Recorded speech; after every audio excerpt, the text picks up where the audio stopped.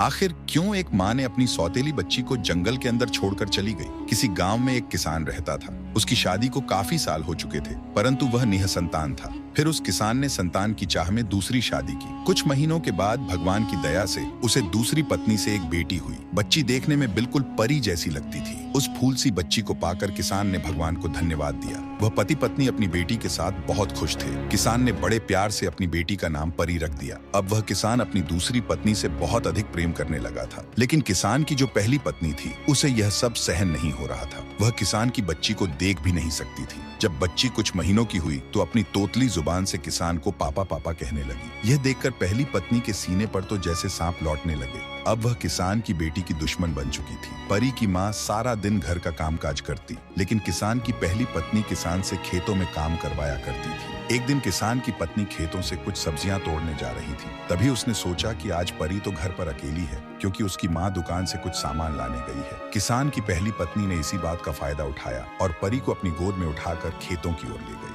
अब वह सोचने लगी, मैं इस लड़की को खेतों में ही छोड़ दूंगी ताकि इसे जंगली जानवर खा जाए और मेरी जान को इस लड़की से छुटकारा मिल जाए। वह धीरे धीरे खेतों से आगे एक गहरे जंगल में चली गई और बच्ची को अपनी गोद से जमीन पर फेंक दिया और फौरन वापस लौटने की तैयारी करने लगी। उस कठोर दिल और निर्दयी औरत के मन में जरा भी दया नहीं आई और वह वहां से चली गई। अब वह मासूम बच्ची झाड़ियों के बीच इधर उधर भटकने लगी। वह ज्यादा चल भी नहीं सकती थी, क्योंकि वह बहुत छोटी थी। वह बच्ची रोते रोते उसी जंगल में ही सो गई। जब उस बच्ची की आंख खुली तो वह भूख से बिलखने लगी और उठकर चलने लगी। चलते चलते वह एक घने जंगल में जा पहुंची, जहां एक पेड़ पर एक बंदरिया अपने बच्चों के साथ रहती थी। जब उस बंदरिया ने छोटी सी मासूम बच्ची के रोने की आवाज सुनी तो उसने जल्दी से बच्ची को गोद में उठा लिया। लेकिन वह बच्ची बहुत ज्यादा रो रही थी, इसलिए उस बंदरिया ने अपना दूध उसे पिलाया। बच्ची ने दूध पीकर रोना बंद कर दिया। अब वह बंदरिया उस बच्ची से बहुत प्यार करने लगी। वह कभी उसकी जुएं निकालती, कभी उसके गालों पर हाथ फेरती, बिल्कुल वैसे जैसे एक माँ अपने बच्चे से प्यार करती है। बच्ची को भी माँ जैसी गोद का सुकून मिलने लगा।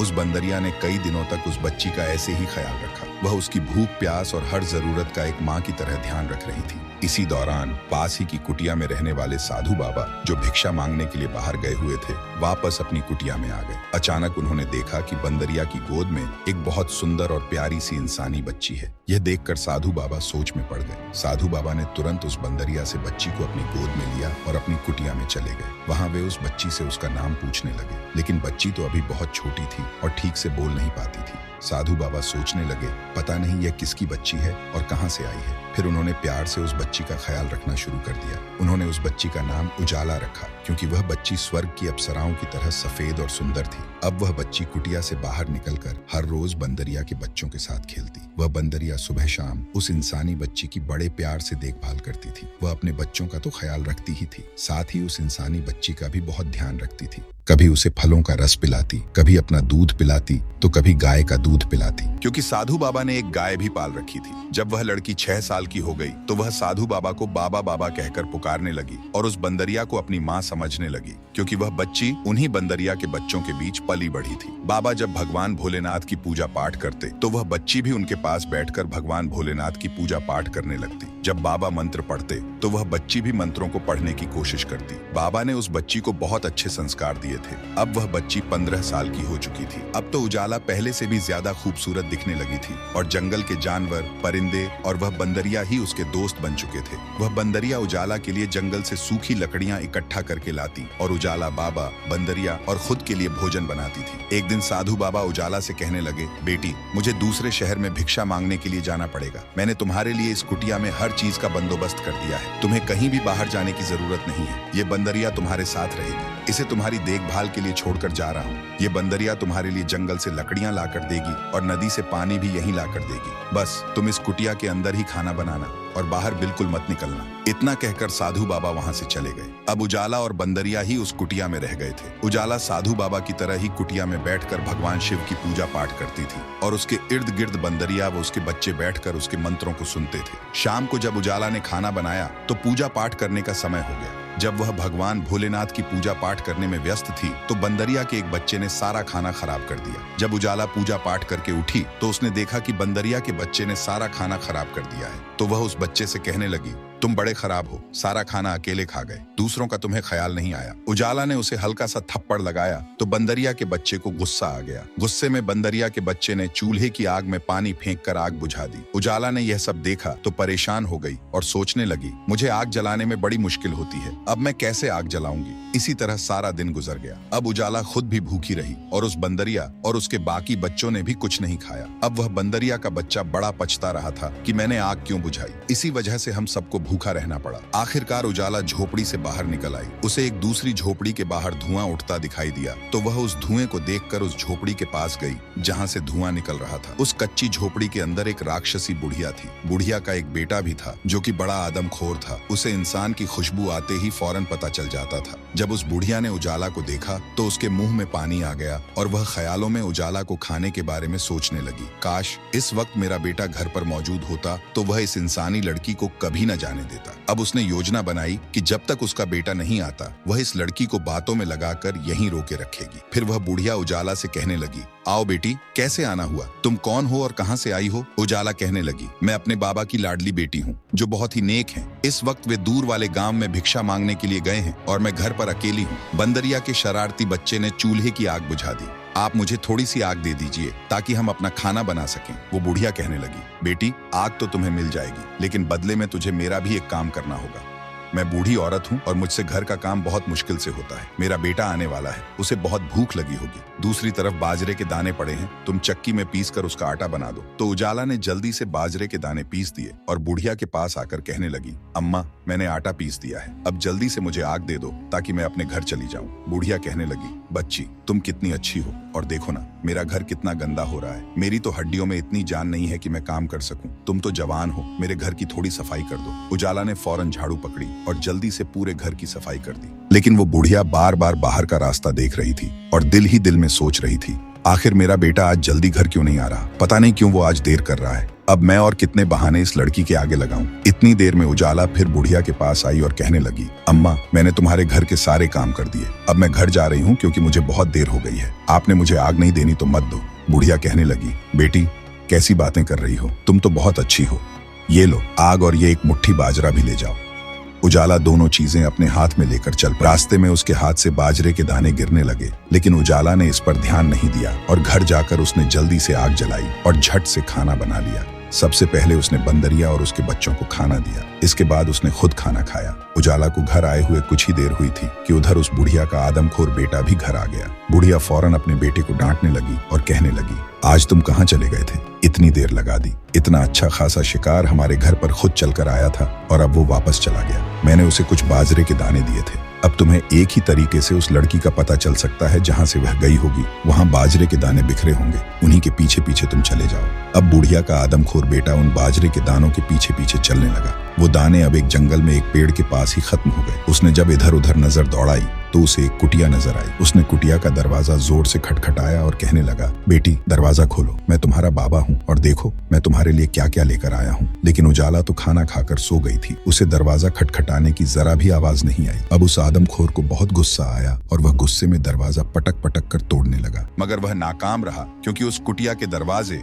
लोहे की मजबूत सलाखों से बने हुए थे। यहाँ तक कि उस आदमखोर की एक उंगली टूटकर उन लोहे की सलाखों में फंस गई और वह उंगली किसी जंगली जानवर नुमा इंसान की लग रही थी। अब वह नाकाम होकर वहां से चला गया। सुबह हुई और उजाला ने जब कुटिया का दरवाजा खोला तो उस आदमखोर की जो उंगली कटी थी उसका नाखून उजाला के हाथ में चुभ गया।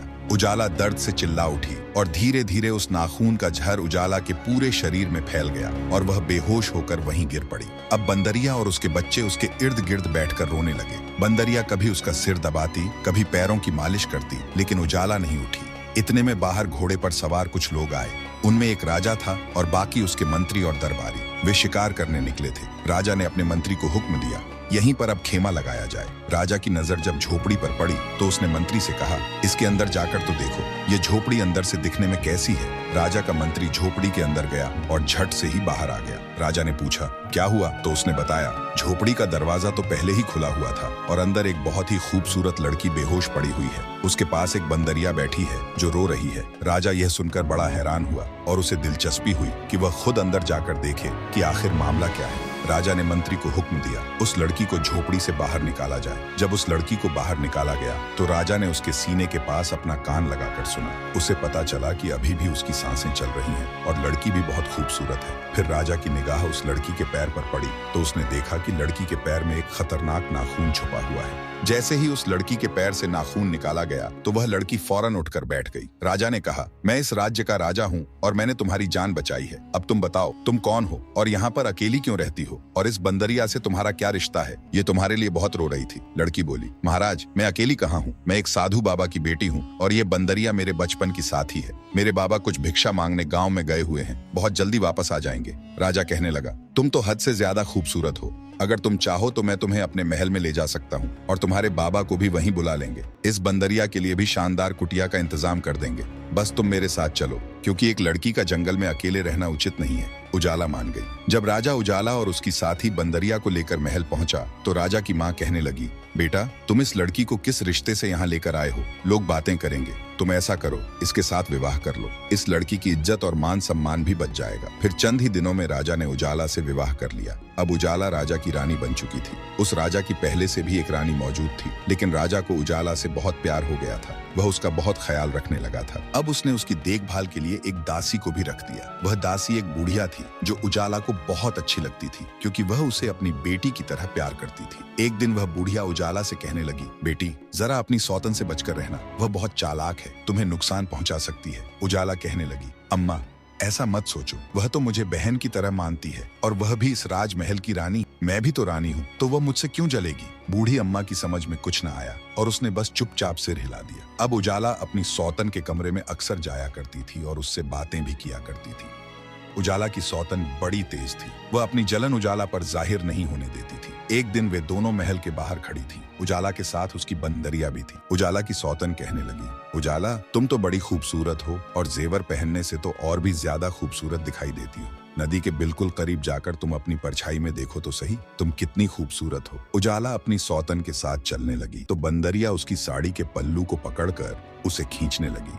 वह उजाला को रोकना चाहती थी कि इसके साथ मत जाओ, लेकिन उजाला को उसकी इस हरकत पर गुस्सा आ गया। उसने बंदरिया को झटक दिया और कहने लगी, क्या बात है, कभी तो मेरा पीछा छोड़ दिया करो। और फिर दोनों नदी किनारे चलने लगी। उजाला अब नदी के पानी के बिल्कुल सामने खड़ी होकर खुद को देखकर खुश हो रही थी। इतने में उसकी सौतन ने उसे उसी नदी के पानी में धक्का दे दिया। उजाला को तैरना नहीं आता था। वह चिल्लाने लगी और उसकी सौतन वहां से भागकर राजमहल लौट गई। जब राजा वापस आया तो उजाला को ढूंढने लगा। उसे उजाला कहीं नजर नहीं आई तो वह अपनी बड़ी रानी के शयन कक्ष में गया और पूछने लगा, मेरी उजाला कहाँ है? मुझे लगता है तुमने उसे कोई नुकसान पहुंचाया। रानी कहने लगी, महाराज, मैंने उसका कोई नुकसान नहीं किया। जरूर इस बंदरिया ने उजाला के साथ कुछ किया है, क्योंकि ये बंदरिया हर वक्त उसके साथ चिपकी ही रहती थी। राजा को उस बंदरिया पर बड़ा गुस्सा आया और उसने अपने मंत्री से कहकर बंदरिया को जंजीरों में जकड़कर एक कमरे में बंद करवा दिया। लेकिन राजा को कहीं भी सुकून नहीं मिल रहा था। वह पागलों की तरह उजाला को ढूंढने लगा। वह राजमहल में न तो कुछ खाता था न पीता था। हर वक्त खुद को एक कमरे में कैद कर लेता था। एक दिन राजा उस नदी के किनारे से गुजर रहा था तो उसे उस नदी के पास एक कमल का फूल उगा हुआ दिखाई दिया। राजा को उस फूल में उजाला का चेहरा नजर आ रहा था। राजा उस फूल के करीब गया तो उस फूल ने झुककर राजा को राम राम किया।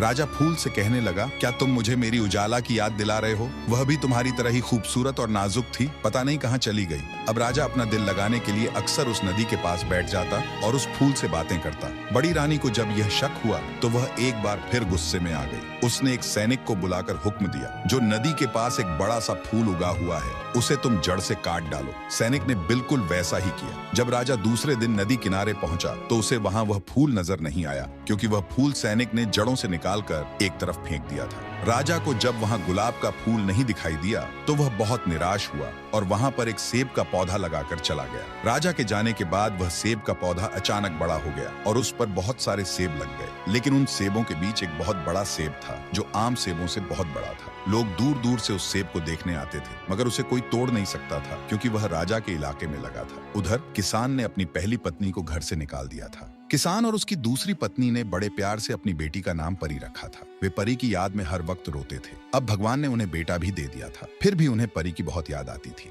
एक दिन किसान की पत्नी खेतों में जा रही थी। थकावट हुई तो उसने सोचा इस पेड़ के नीचे लेटकर थोड़ा आराम कर लेती हूँ। किसान की पत्नी के हाथ में जो टोकरी थी उसने उसे एक तरफ रखा और वहां पर लेट गई। जब उसकी आंख लगी तो वह बड़ा सा सेब टूटकर उस टोकरी में गिर गया। जब वह उठी तो परेशान हो गई। वह सोचने लगी, हे भगवान, अब मैं क्या करूं?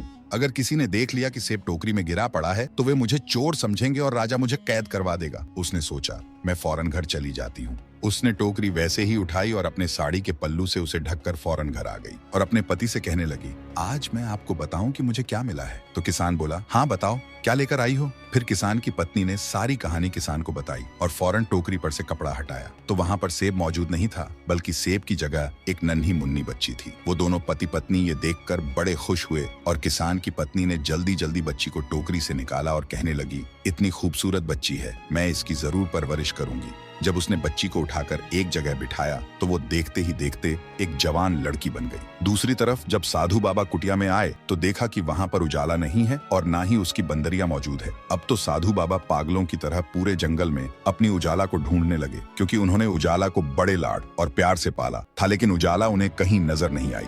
फिर वो बाबा अपनी बेटी की तलाश करते करते राजा के महल में पहुंच गए। राजा की नजर जब उन साधु बाबा पर पड़ी तो राजा फौरन उठकर खड़ा हो गया और कहने लगा, बाबा कहिए, आपका कैसे आना हुआ? फिर उस साधु बाबा ने सारा माजरा सुनाया कि कैसे मैं अपनी बेटी को जंगल में एक बंदरिया की हिफाजत में छोड़कर खुद बाहर भिक्षा के लिए चला गया था, लेकिन जब वापस आया हूँ तो मेरी बेटी वहाँ मौजूद नहीं है। ये सुनकर राजा आश्चर्य में पड़ गया, क्योंकि अब उसे मालूम हो चुका था कि उजाला इस साधु बाबा की ही बेटी थी। फिर राजा ने बाबा को अपना सारा वाकया सुनाया तो बाबा हैरान हो गए और कहने लगे, मेरी बेटी उजाला मर नहीं सकती, क्योंकि मैंने उसे ऐसी ऐसी तंत्र मंत्र और विद्या सिखाई थी कि मेरी बच्ची अपनी खुद की हिफाजत कर सके और कोई शैतानी ताकत उसे नुकसान न पहुंचा सके। अगर कोई नुकसान पहुंचाने में कामयाब हो भी गया तो मेरी बेटी फिर भी बचकर सामने आ जाएगी, किसी इंसान की सूरत में या फिर किसी फल या फूल की सूरत में, क्योंकि जब तक यमराज का हुक्म ना हो कोई मेरी बेटी को मार नहीं सकता। राजा ने फिर खुलकर साधु बाबा को सारी हकीकत बताई। वो मेरी पत्नी है और मैं उसे अपनी पटरानी बना चुका हूँ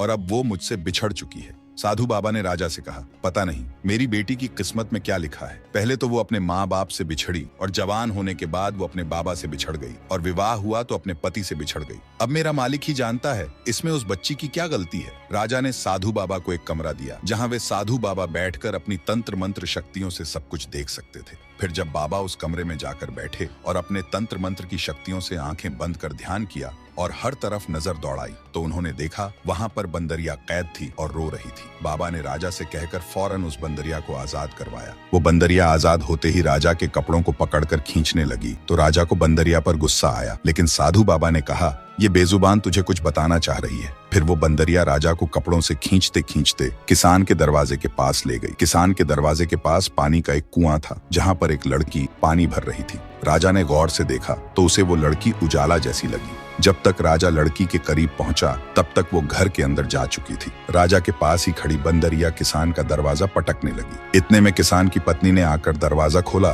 तो राजा ने कहा, अभी अभी जो लड़की अंदर गई है वो मेरी पत्नी है। किसान की पत्नी बोली, ये क्या कह रहे हैं महाराज, अभी जो अंदर गई वो तो मेरी बेटी थी, आपकी पत्नी तो यहाँ हो ही नहीं सकती। मायूसी से वापस लौटने लगा, लेकिन बंदरिया फौरन किसान के घर में घुस गई। जब उसने अंदर जाकर देखा तो उजाला एक कमरे में बैठी हुई थी। उजाला ने फौरन बंदरिया को पहचान लिया और उसे गले से लगा लिया। फिर जब उसने साधु बाबा को देखा तो वो रो पड़ी और बोली, बाबा मुझे आपकी बहुत याद आती थी, आखिरकार आप आ गए। साधु बाबा ने कहा, हाँ बेटी, मैं आ गया और साथ में तेरे पति को भी लाया हूँ। किसान की पत्नी ये देखकर हैरान हो गई। तब उजाला ने सारी बात बताई। जब मैं छोटी थी तब आप कुछ सामान लाने बाहर गए हुए थे। तब मेरी सौतेली माँ मुझे उठाकर जंगल में ले गई और वहाँ मुझे छोड़कर चली गई। मैं रोती रही, इधर उधर भूख प्यास से भटकती रही। तब फिर मुझे इसी बंदरिया ने सहारा दिया और माँ बनकर पाला। कभी इसने फूलों का रस निकाल कर पिलाया तो कभी अपना दूध दिया। फिर एक दिन मेरे पास एक साधु बाबा आए। वो मुझे उठाकर अपनी कुटिया में ले गए और पिता बनकर मुझे पालने लगे और ये बंदरिया भी उन्हीं साधु बाबा की थी। फिर एक दिन साधु बाबा मुझे और बंदरिया को कुटिया में छोड़कर खुद भिक्षा मांगने के लिए गए तो मेरे साथ जंगल में एक हादसा हो गया। उस समय राजा ने मेरी जान बचाई। अब ये सब सुनकर किसान की पत्नी सब कुछ समझ गई और बोली, बेटी क्या तुम अब महल जाना चाहती हो? उजाला बोली, अम्मा अब अगर राजा को इससे कोई दिक्कत नहीं है कि मैं एक किसान की बेटी हूँ और वो मुझे अपनाए तो मैं इनके साथ महल में ही रहूंगी। राजा ने कहा, मुझे इससे कोई फर्क नहीं पड़ता कि तुम किसकी पुत्री हो, मैं तो तुम्हें अपनाने के लिए तैयार हूँ। राजा अब उजाला को लेकर फौरन महल पहुंचा और सबसे पहला काम उसने यह किया कि राज दरबार में एक बैठक बुलवाई। उसमें मंत्री, उसकी दोनों रानियां और कुछ सैनिक भी थे। राजा ने कहा, हमारी यह बड़ी रानी जो है बड़ी धोखेबाज और कपटी निकली। हमने इसे बहुत लाड प्यार दिया था, परंतु यह उसी का नतीजा है कि इसने हमारी आंखों में धूल झोंकी है। इसे हम कड़ी से कड़ी सजा देंगे। राजा ने फिर अपनी बड़ी रानी को सैनिकों से बहुत सारे कोड़े लगवाए। उसके बाद उसे कालकोठरी में बंद करवा दिया। फिर उजाला रानी बनकर अपने पिता समान साधु बाबा को भी महल में ले गई और बंदरिया को भी अपने साथ ही रखा। अब वे सब मिलकर खुशी खुशी जिंदगी गुजारने लगे। तो दोस्तों, कैसी लगी कहानी कमेंट में जरूर बताएं और चैनल को सब्सक्राइब करना न भूलें।